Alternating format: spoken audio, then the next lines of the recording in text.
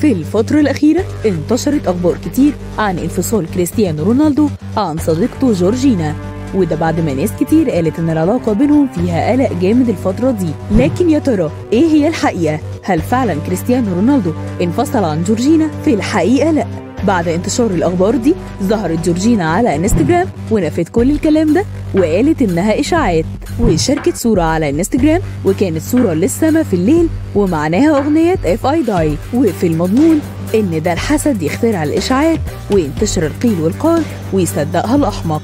وبكده ردت جورجينا على كل الإشاعات اللي ظهرت في الفترة الأخيرة، زي مثلا انتشار أخبار عن انزعاج كريستيانو رونالدو من جورجينا، وده اللي كشفته شوية تقارير تلفزيونية برتغالية عن النجم كريستيانو رونالدو، وإن الفترة الأخيرة دي علاقته بشريكة حياته الأرجنتينية جورجينا فيها توترات وقلق كتير. الثنائي المفضل لناس كتير علاقتهم الفترة دي فيها قلق كتير. تصرفات رونالدو الفترة الأخيرة بتثبت إن حياته الشخصية مش بتمر بأوقات سعيدة الفترة دي، وده اللي قاله خبير في إشارات الجسد وخبير تاني نفسي عشان يحلل المنعطفات الأخيرة في حياة كريستيانو رونالدو وجورجينا، وكل ده كان عن طريق واحدة من الشبكات التلفزيونية. وواحد من الخبراء قال إن رونالدو مش سعيد الفترة دي خالص، وده لأن جورجينا بتقضي يومها كله في مراكز التسوق في الرياض، وقال كمان إنها ما بتعملش أي حاجة غير إنها بتصرف في فلوس بس مش أكتر.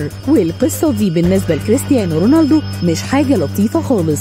وفي الفترة الأخيرة كريستيانو رونالدو اتنقل لنادي النصر، لكن من الواضح إن نقله لنادي النصر أثر على علاقته بشريكة حياته جورجينا. ومن بعد نقل رونالدو لنادي النصر ظهرت جورجينا مرات كتير وهي بتتسوق في المحلات التجارية المشهورة في الرياض، ده غير إنها دايما بتنشر صور وفيديوهات على انستجرام وهي بتتسوق في المولات التجارية في الرياض.